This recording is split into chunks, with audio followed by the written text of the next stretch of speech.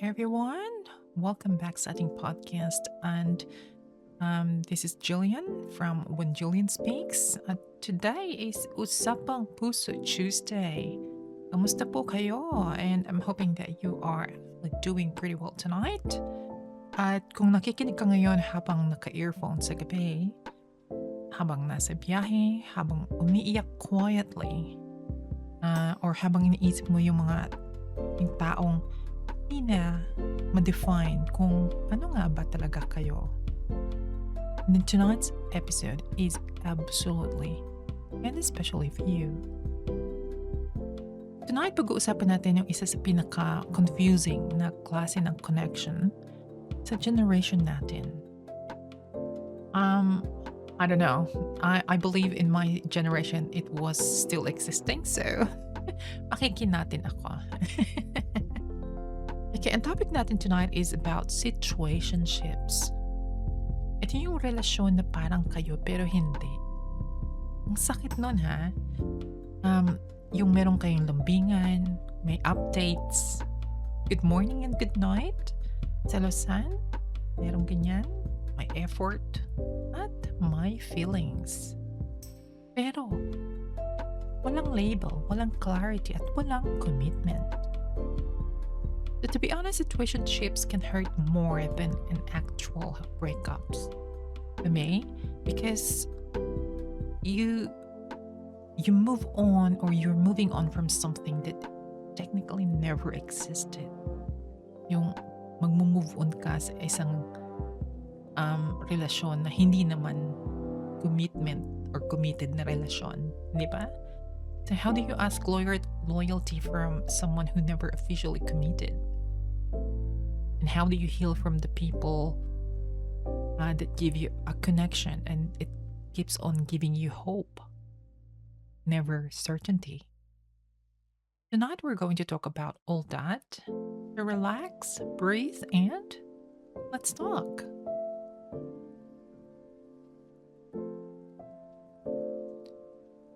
On our segment 1, what exactly is a situationship? Ano nga ba ang situationship? So let's start with that question. A situationship is more than friendship, but less than a committed relationship. Tama? So parang nasa gitna. Pero ang painful part, hindi mo alam kung saan ka lulugar. And some days, feeling mo ikaw yung pinaka-special na buhay sa tao nila, sa buhay nila.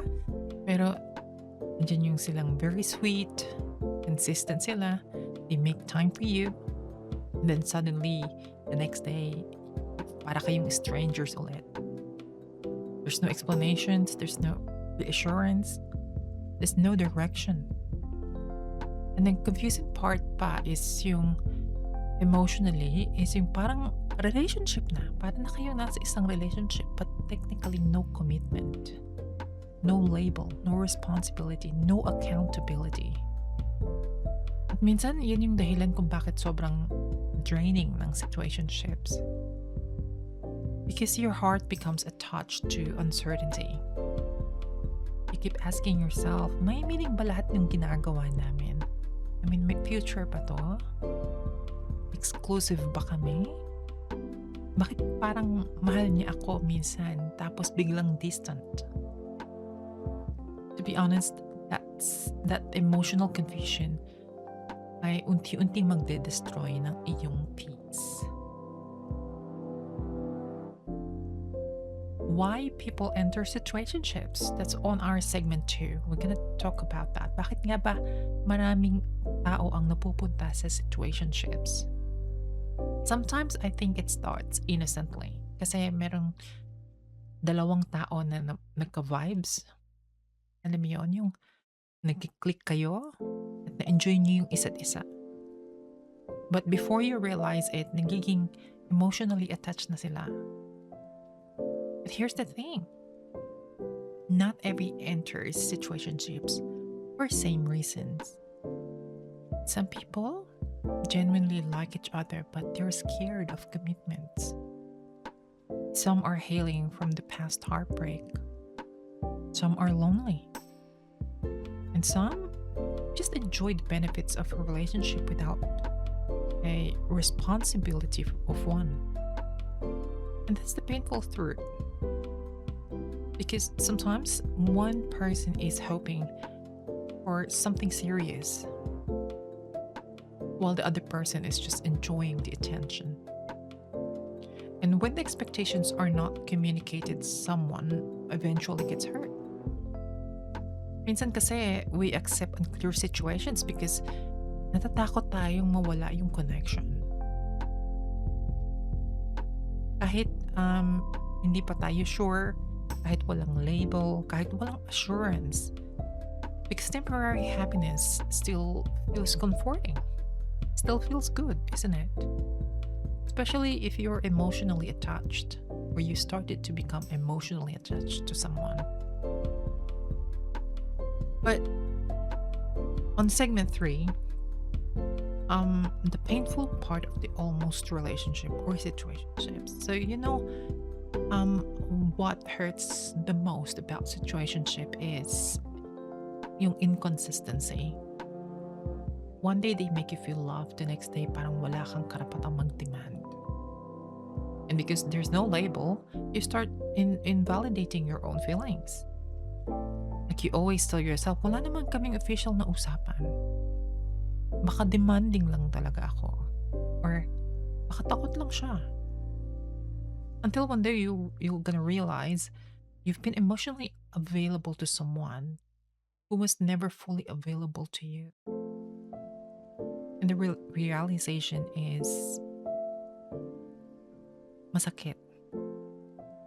Masakit yung ganong realization. Yung mag-wake up ka na lang na may nararamdaman ka na sa taong to. Pero hindi siya pwedeng maging available sa'yo. Because situationships gives people mixed signals. You receive enough affection to stay hopeful. Not enough certainty to feel secure. Parang laging may kulang. Minsan yung almost relationship ang pinakamahirap kalimutan. Sa yung mind mo, it would keep thinking about what could have been, kung paano nga ba kung naging kami or naging kayo, or paano nga ba kung naghintay ka pa ng konti, di ba? Ano kung natatakot lang talaga siya? Ito yung mga unanswered possibilities that can haunt people for a very long time. On our next segment is when you start losing yourself. One of the dangerous things about situationship is this. You'll only slowly losing yourself trying to decode another person's intention. Yung nagiging detective ka na. Binabasa mo na lahat ng message. Ina-analyze mo na yung bawat reply niya. Iniisip mo kung bakit ang tagal mag-reply. Bakit active, nakikita mo siya, pero hindi siya nag-chat sa'yo. You overthink everything. Minsan, uncertainty feeds anxiety. Pag walang clarity, your brain fills the silence with assumptions. Minsan, you become emotionally exhausted. Nakakapagod. Hindi dahil sa away, kundi dahil sa confusion. And to be honest, confusion is not romantic at all. If someone genuinely wants you in their life, I believe they will not constantly leave you guessing. Yes, people can be scared, but pwedeng natatakot. People can be complicated. But consistency matters because real love brings clarity, not constant emotional chaos.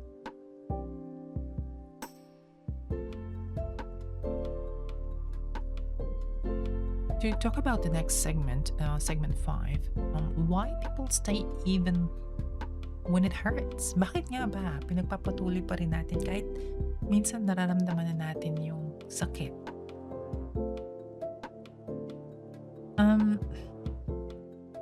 I think number one thing, it's because the attachment is very powerful. And sometimes we become addicted to potentials. Yung potential ng ano ba yung connection? Ano ba yung pahahantungan ng inyong connection? Yung potential ng future commitment. Potential na you're being finally chosen. And every small effort from them becomes enough to keep you hope. Right? Yung konting sweet message, konting late night call, and a konting moment of vulnerability to show to you. And all of a sudden, we forget all the inconsistency. We settle for crumbs because we're emotionally hungry. Because we're not being reciprocated in a clarity way, in a specific certain way. And hindi talaga madali, di ba? You will actually get exhausted from it. And nangyayari to sa lahat ng o sa karamihan ng tao. Especially doon sa may mga taong palaging iniiwan or naiiwan. These are the people who has a fear on abandonment. Some people tolerate unclear relationships because losing partial love feels like less painful than being completely alone. But eventually, you'll realize something important. Tough love still hurts. Mixed signal still damage people. And emotional unavailability can wound someone deeply. And I'm not talking for a short term. It's a long-term wound. Ano nga bang mga signs na you are in an unhealthy relationship or situationships? Ito yung pag-uusapan natin sa segment 6. Signs na unhealthy na yung situationship. Number 1, you feel anxious more than peaceful. Yung kapag mas madalas ka nang umiiyak sa masaya, that's already a sign. Number 2, there's no clear direction. So yung months or years na kayo emotionally involved, pero hanggang ngayon hindi mo alam kung saan kayo papunta. Number 3, you're afraid to ask questions. Yung kapag medyo natatakot ka nang itanong kung ano nga ba kayo, kasi baka mawala sila. That means the connection already lacks emotional safety. Diba? Number 4, everything happens only in their terms. Yung kapag available sila, nandyan ka. Pag hindi sila available, kailangan mong intindihin. At their own convenience. Number 5, you feel emotionally drained. Because healthy connections should not constantly leave you confused. In our next segment, let's talk about a little bit deeper about dun sa fear of asking for clarity. Yung pinaka-saddest part ng situationship, yung natatakot ka na magtanong. Kasi alam na natin yung tinatanong natin, yung sagot sa tinatanong natin. Deep inside, we already know the answer might hurt. Sometimes we avoid conversations because as long as walang official rejection, there's still hope, right? But listen carefully. Asking for clarity is not being needy. Okay? Wanting consistency is not being dramatic. You felt like you needed this in your life. Wanting commitment is not asking for too much. You are allowed to ask where you stand in someone's life. Because your emotions deserves clarity too. Kailangan malinaw sa sarili mo na kailangan mo ng clarity. Kasi yung emotion mo nabubuo na eh, hindi ba? It's not for a equal situationship, situation. Especially kung nagkaka-feelings ka na. Lumalalim yan eh, di ba? And sa totoo lang, if you started asking, this person will not punish you for asking for reassurance. They will communicate with you if they truly respect you, if they truly value you. Kahit pa takot sila sa commitment, they would actually give you a reassurance. They will communicate with you. Alright? So yun yung genuine interest eh. Hindi ka nila dapat iniiwan sa confusion forever. Alright, so how do we let go of an almost relationship or situationships? Ito yung pag-uusapan natin sa ating segment 8. So walking away from a situationship is very difficult. Sometimes it's even harder ending an actual relationship. Because there's no official ending, no proper closure, like no breakup conversation, wala nang usapan, diba? Sometimes nawawala na lang sila, they just slowly disappear. And naiiwan ka sa isang tabi na nagwa-wonder kung did I even matter? But listen to me carefully tonight, everyone, especially who's experiencing unhealthy situationships. Just because someone could not commit to you does not mean that you are unlovable. Hindi ibig sabihin nun, hindi ka na pwedeng mahalin pa. Hindi ka karapat-dapat mahalin. And sometimes people are simply emotionally unavailable. Hindi lang talaga sila handa. Or hindi lang talaga nila nararamdaman. At hindi nila kayang ibalik sa'yo or i-reciprocate sa'yo yung nararamdaman mo para sa kanila. Or minsan talaga, naghahanap tayo ng right kind of love sa maling tao. So, letting go means accepting that potential is not real. Like, you cannot build a future on mixed signals. You deserve more than uncertainty.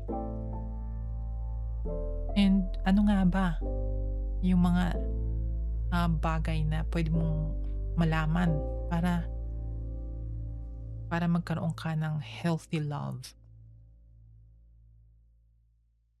So yung healthy love should be clear. Hindi man siya perfect, hindi man siya dramatic, but you should feel emotionally safe. You don't constantly question your worth.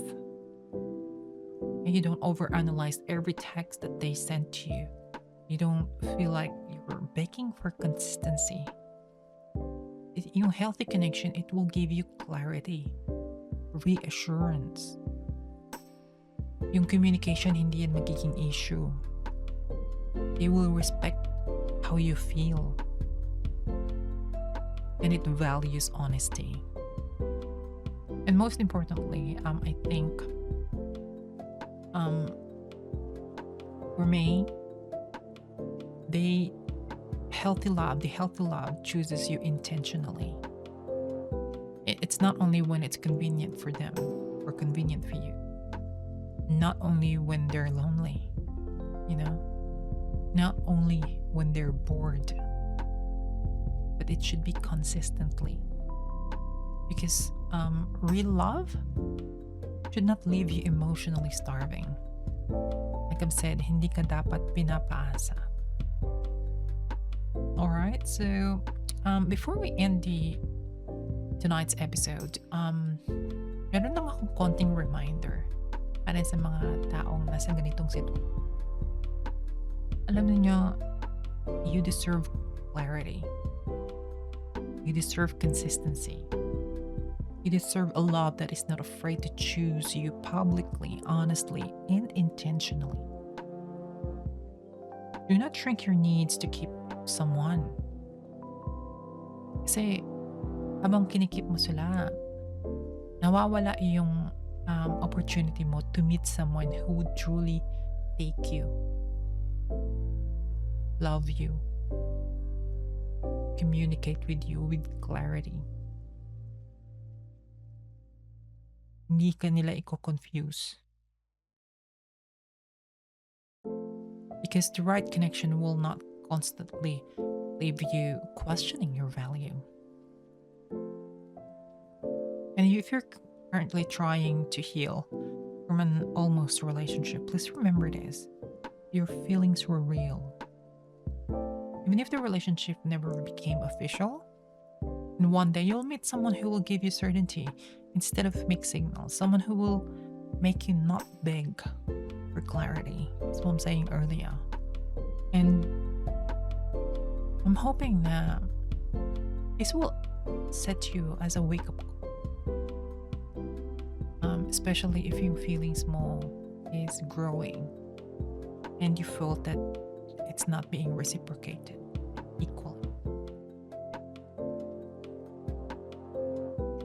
Everyone, thank you very much for spending the night with me. It was a very, I would say, productive topic na ibinahagi ko sa inyo ngayong araw na ito. Situationship is very common, especially sa panahon ngayon. No? So people get so much options. That's why they don't commit. Diba? So once again, thanks everyone for listening tonight. And syempre, we'll do this Tagalog Usapang Tuesday every Tuesday. It usually around 7 o'clock Eastern Standard Time. And also, definitely kung natouch ko ang iyong kalooban at iyong puso. So, if you know someone who might be struggling in the same situation, and they might probably need to hear this, please share our podcast with them.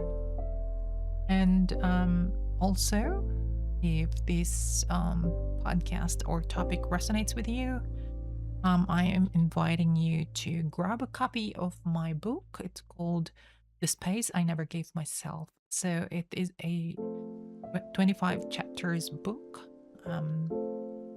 based on experience and healing relationship and self-growth that I've written to. And if you have your own stories, of course, do not forget to actually send them through if you want to be featured on our podcast. We do have our official form on our social media pages, which is the Facebook and Instagram. Plus, I do have a website called whenjillianspeaks.com.au. Please do visit them for more information. So far, let me just remind you for the last time that you deserve love that feels clear, calm, and genuine. So always protect your heart. And until next episode.